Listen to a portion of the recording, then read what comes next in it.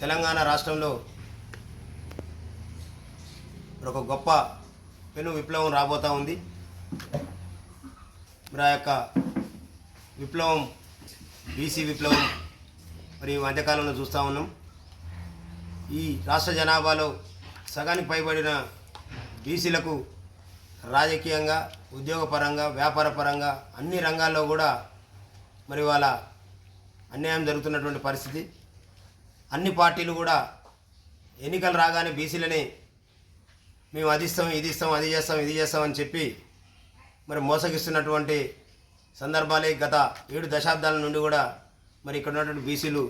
అనుభవిస్తూ ఉన్నారు. మరి ఇప్పటికైనా ఈ బీసీ సమాజం మేలుకొన్నది కాబట్టి మరి యొక్క పార్టీల వైఖరి కూడా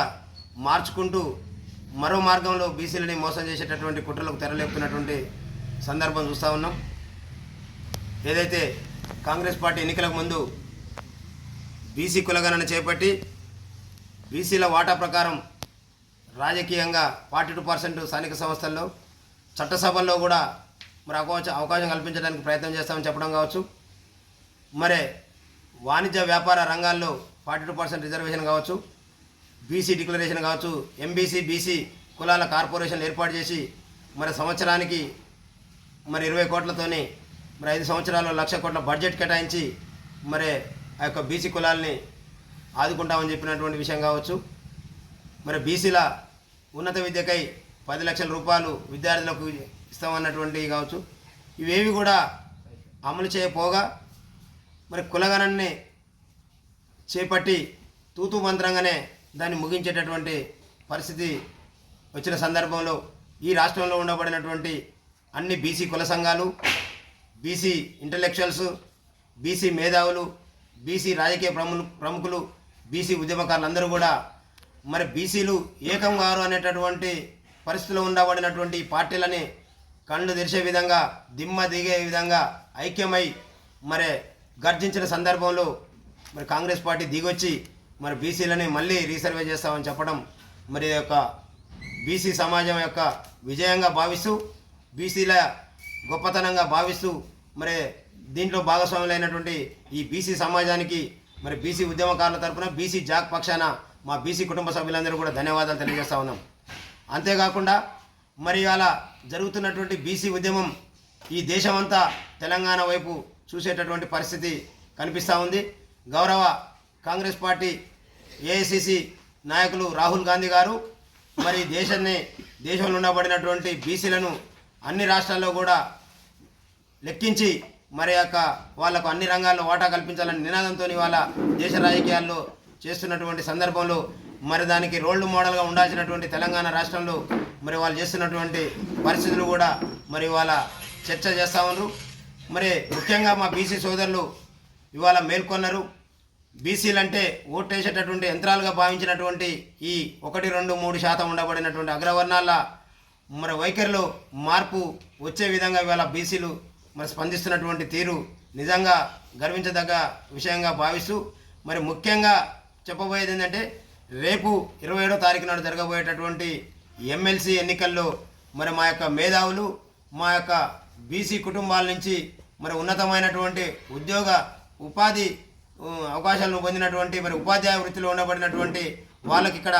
నల్గొండ, ఖమ్మం, వరంగల్ నుండి ఒక ఎమ్మెల్సీ ఎన్నిక కోడ్ జరుగుతూ ఉంది. అదేవిధంగా ఆదిలాబాద్, కరీంనగర్, మెదక్ ఆ ఏరియాల మరి ఇంకో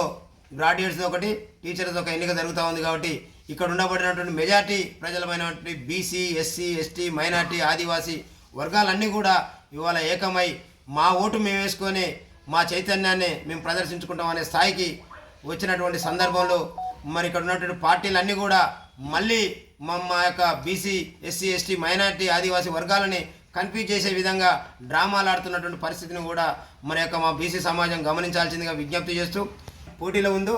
ఈ ఎమ్మెల్సీ ఎన్నికలు అనేవి ప్రియారిటీ ఓటింగు. మరి వాళ్ళ మన ఓటుని మన జాతులలో నిలబడ్డ ప్రాధాన్యత ప్రకారం మన వర్గాలకు మనం ఓటేసుకునేటటువంటి అవకాశం ఉంది. కాబట్టి మన ఓటుని మన వర్గాలకు వేసుకోవాలి తప్ప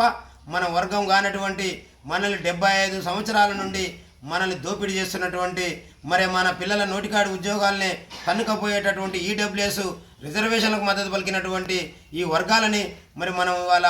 మరి బుద్ధి చెప్పకపోతే మరి భవిష్యత్తులో మన పిల్లల భవిష్యత్తు అంధాకారం అయ్యే పరిస్థితి ఉందనేటటువంటి విషయాన్ని మరొక్కసారి గుర్తు చేసుకోవాల్సిందిగా మా యొక్క గ్రాడ్యుయేట్స్ అదేవిధంగా టీచర్స్ ఎమ్మెల్సీ ఓటరు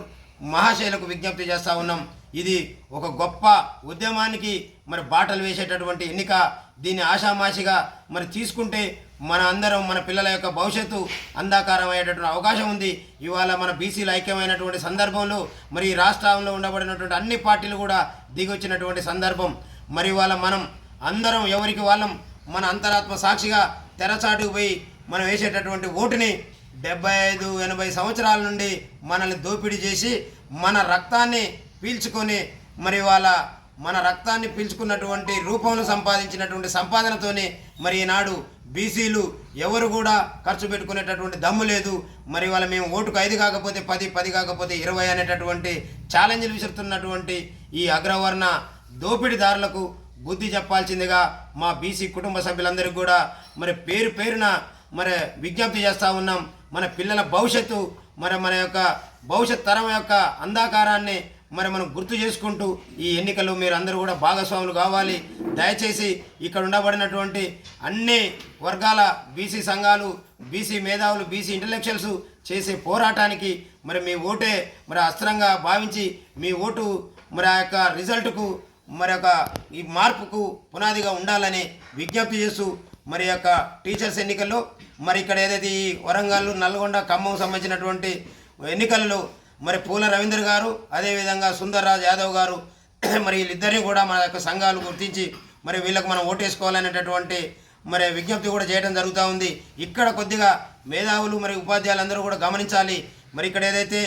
మన పూల రవీందర్ గారికి ఫస్ట్ ప్రయారిటీ ఓటేసేటటువంటి ఉపాధ్యాయులందరూ కూడా మరి అక్కడి నుంచి పోటీ చేస్తున్నటువంటి సుందర్రాజ్ యాదవ్కు 2వ ప్రయారిటీ ఓటు ఇవ్వాల్సిందిగా, మరి అక్కడ సుందర్రాజ్ యాదవ్కు మొదటి ప్రయారిటీ ఓటు ఇచ్చిన వాళ్ళు ఇక్కడ పూల రవీందర్కు 2వ ప్రయారిటీ ఓటు ఇచ్చి మన ఓటు మనమే ట్రాన్స్ఫర్ చేసుకొని మన ఓట్లు మన వాళ్ళకి వేసుకొని మనం విజయం పొందే విధంగా ఉండాలి తప్ప మీరు 2 పెట్టిరు 3 పెట్టిరు కాదు. ఇది ప్రియారిటీ ఓటు కాబట్టి మరి అక్కడ ఉన్న పరిస్థితుల్లో మరి అక్కడ ఓటు కూడా చీలిపోకుండా ఇక్కడ ఓటు కూడా చీలిపోకుండా ఉండాలంటే అక్కడ ఇక్కడ బలమైన వ్యక్తులు వీళ్ళిద్దరు ఉన్నారు కాబట్టి వీళ్ళిద్దరినీ కూడా ఇక్కడ జరిగినటువంటి ఓటింగ్లో పాల్గొన్న ప్రతి టీచరు మరి అక్కడ ఓటు సెకండ్ వేయాలి, అక్కడ ఫస్ట్ ఓటు వేసిన వాళ్ళు ఇక్కడ సెకండ్ వేయాల్సిందిగా విజ్ఞప్తి చేస్తూ మరి మన మేధావులందరూ కూడా మరొకసారి ధన్యవాదాలు తెలియజేస్తూ రేపు మార్చి 3వ తారీఖు తర్వాత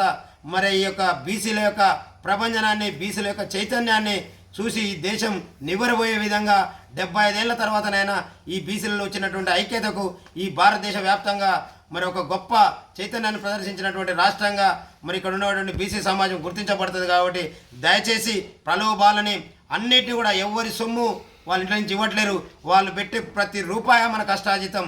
ఏ నాయకుడు వచ్చినా, ఏ అగ్రవర్ణ